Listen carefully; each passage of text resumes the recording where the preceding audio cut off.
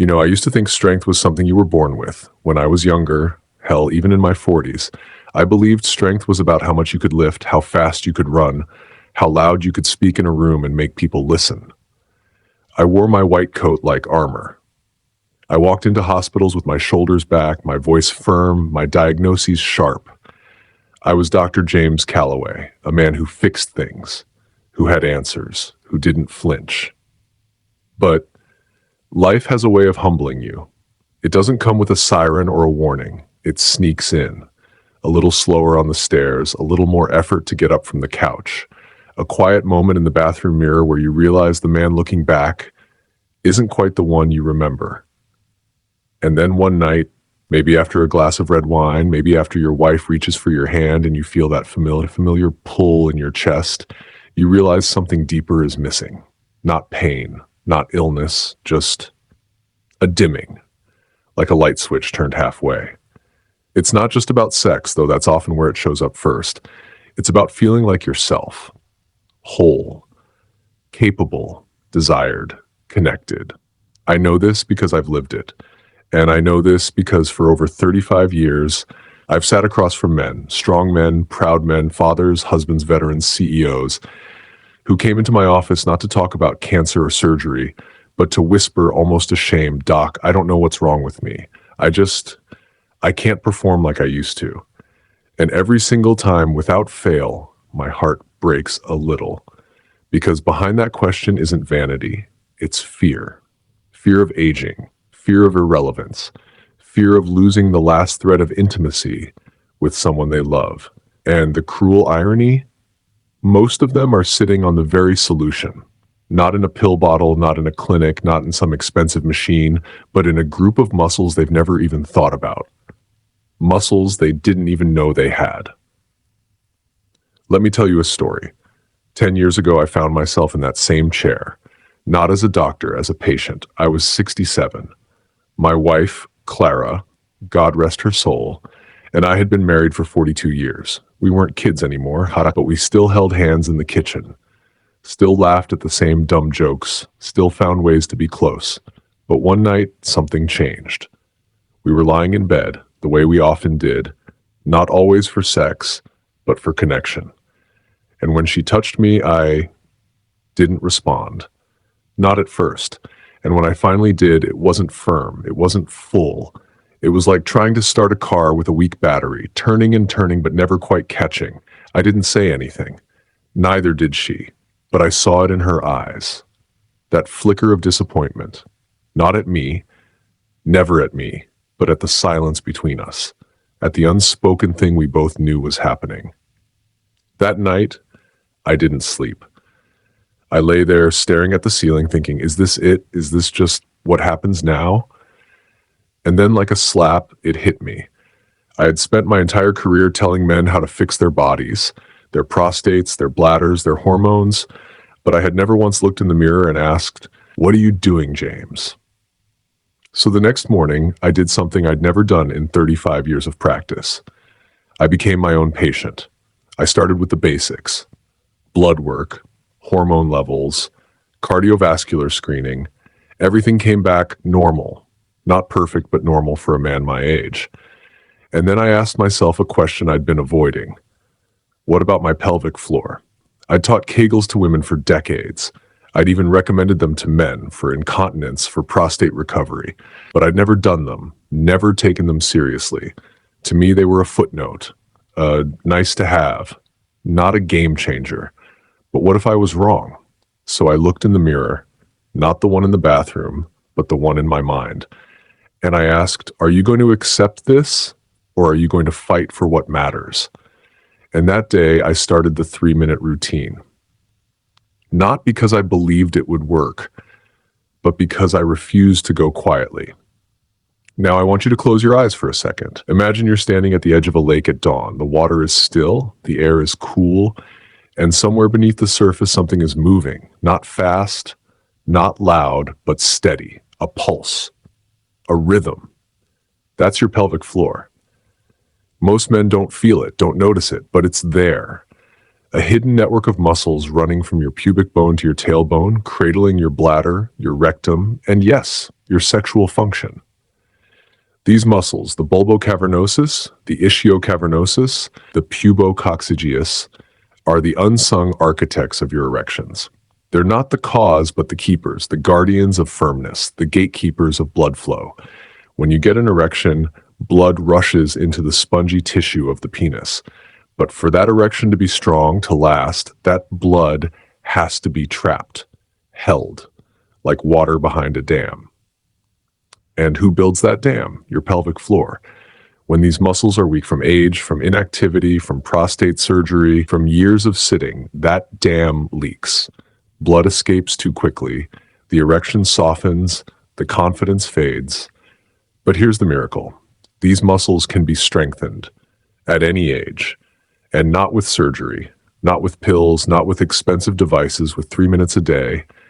That's it. 3 minutes. And yet for most men, that's the hardest part. Not the exercise, but the commitment to show up for yourself. Because let's be honest, we're not taught to do that. Men are taught to fix things, to provide, to endure. But we're not taught to care for ourselves, especially not in the intimate places. We avoid mirrors, we avoid conversations, we suffer in silence. But silence doesn't heal. Action does. So let me walk you through the routine. Not as a doctor reading from a textbook, but as a man who's done this every single day for a decade. And yes, at 77, I can tell you it works. Minute 1, the slow hold. Sit down. Anywhere. Your couch, your office chair, your car while waiting for the kids. Doesn't matter. Now, find the muscle. Don't tense your stomach. Don't squeeze your butt. Don't hold your breath. Just imagine you're in the middle of peeing and you suddenly have to stop. What do? You lift. Deep inside, like you're pulling something up from the floor of your pelvis. That's it. Now, hold it. Not hard, not frantic, gentle, controlled, like you're holding a bird in your hands. Firm enough so it doesn't fly away, soft enough so you don't hurt it. Hold for 3 to 5 seconds, then let go. And I mean completely let go. This is where most men fail. They don't relax. They stay half clenched, like they're afraid the muscle will disappear if they release it. But relaxation is part of the work. When you relax, blood floods back in, oxygen flows, muscles recover, nerves reset. So breathe, let it go, feel the release, then do it again. 10 times. That's your first minute. This builds endurance. It teaches your body to sustain contraction, not just fire and fade, but to hold, to last. And that's not just about erections. It's about control, about knowing you can depend on yourself. Minute 2, the quick flick. Now we shift. Same muscle, same location, but now we're training speed. Think of it like a light switch. On, off, on, off. Quick, sharp, light. Don't overdo it. Don't strain. Just a rapid pulse. Squeeze and release. Squeeze and release. Do this for 1 minute. Fast, but not frantic. This trains the reflex arc, the neural pathway between your brain and your pelvic floor. It wakes up the communication lines that have been quiet for years. Because erections aren't just about blood, they're about signal, about your nervous system saying, now, this is the moment. And when that signal is strong, clear, fast, everything responds. You'll notice it not just in bed, but in little ways. The way you stand up straighter, the way you feel more present when your partner touches you. This isn't magic, it's neurology. Minute 3, the endurance hold. Now, go deep. Contract that muscle, not with force, but with focus, and hold. 10 seconds, 15 if you can. Breathe normally. Breathe normally. Don't hold your breath. That increases abdominal pressure and defeats the purpose. Just breathe, in and out, calm, steady. Hold as long as you can without shaking, without straining. Then release. Full release. Rest for 10 seconds. Do it 3 to 4 times. This is where the real strength builds. This is where you teach your body, I am not weak, I am not broken, I am getting stronger.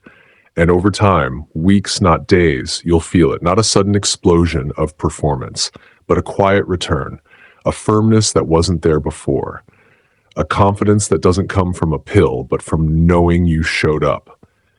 Now I know what you're thinking. 3 minutes, that's it, after everything I've tried? And I get it. I've seen men spend thousands on supplements, on vacuum pumps, on injections, all chasing a feeling they could have reclaimed with 3 minutes a day. But here's the truth. The body responds to consistency, not intensity. You wouldn't expect to build biceps by lifting 100 pounds once a year. So why expect your pelvic floor to transform overnight? This isn't a sprint. It's a practice, like meditation, like prayer, like brushing your teeth. It's not glamorous, but it works. And the benefits? They go far beyond the bedroom. Strong pelvic floor muscles mean fewer trips to the bathroom at night, better control after urination, no more dribbling, reduced urgency, that sudden, desperate need to go, greater control over ejaculation, helping with premature release, improved core stability because the pelvic floor is part of your deep core, and yes, stronger, more reliable erections. But the biggest benefit? It's the return of agency. For so many men, aging feels like a slow surrender. You give up the sports, the late nights, the spontaneity, and eventually you start to believe you have to give up this too. But pelvic floor exercises aren't about turning back time.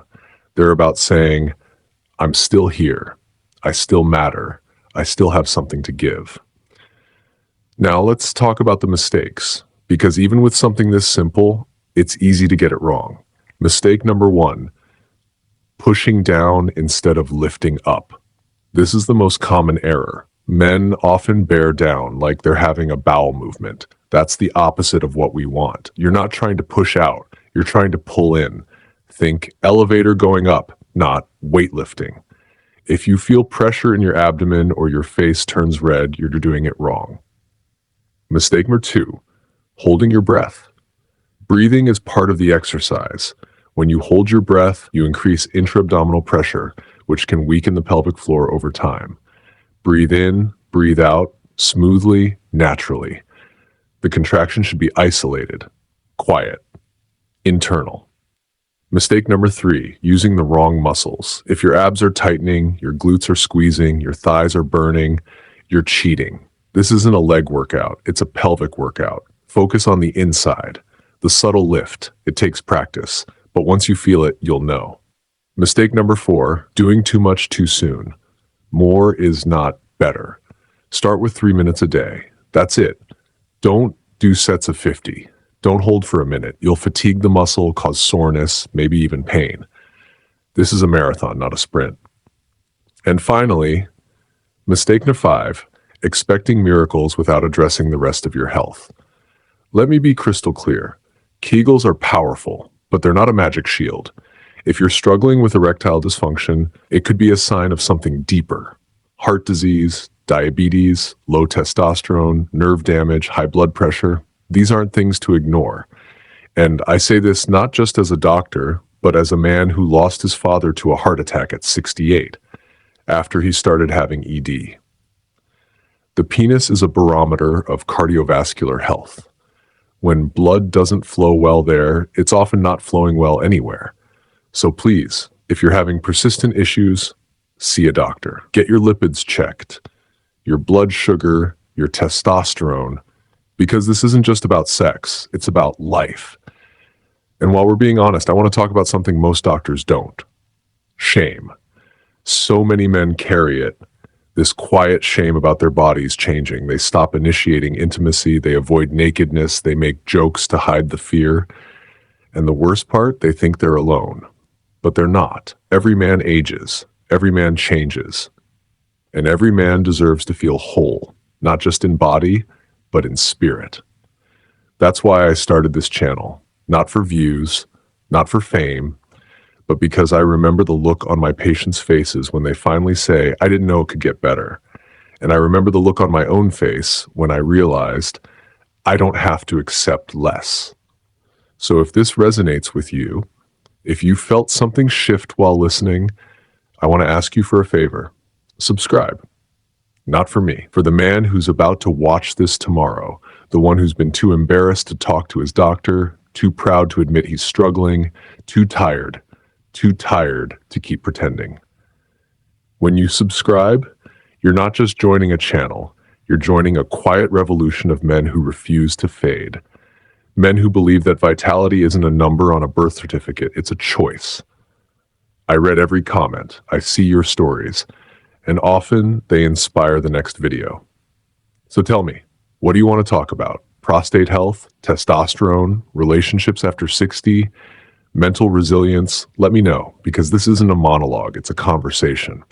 And next week, I'm going to talk about something that hits close to home: prostate cancer. Not the scare stories, not the myths, but the truth.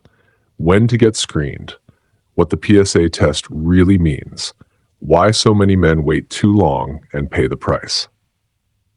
Because I've seen too many strong men go silent when they should be speaking up, and I'm not going to let that continue. So stay with me, stay informed, stay strong. And remember, aging doesn't have to mean diminishing. It can mean deepening. It can mean wisdom, clarity, peace. And sometimes, just sometimes, it can mean lying in bed with the woman you love, feeling her hand on your chest, and realizing you're still here, you're still present, you're still you. And that, more than any pill, any procedure, any promise, is the real victory. So take those 3 minutes. Start today, not tomorrow, not when you feel like it. Today. Because the man you used to be, he's still in there and he's waiting for you to show up. Pause, soft, reflect. Clara passed away 3 years ago, peacefully in her sleep. And some nights I still reach for her side of the bed, but I don't feel emptiness. I feel gratitude, because we never stopped being close. Even at the end, even when our bodies slowed, we found ways. And I believe with all my heart that every man deserves that. Not perfection, but connection. And if 3 minutes a day can help you get there, then it's not just an exercise, it's an act of love for yourself and for the people who love you. So go ahead, take the first lift. You've got this. That's the exact text you asked me to paste back, untouched. Do you also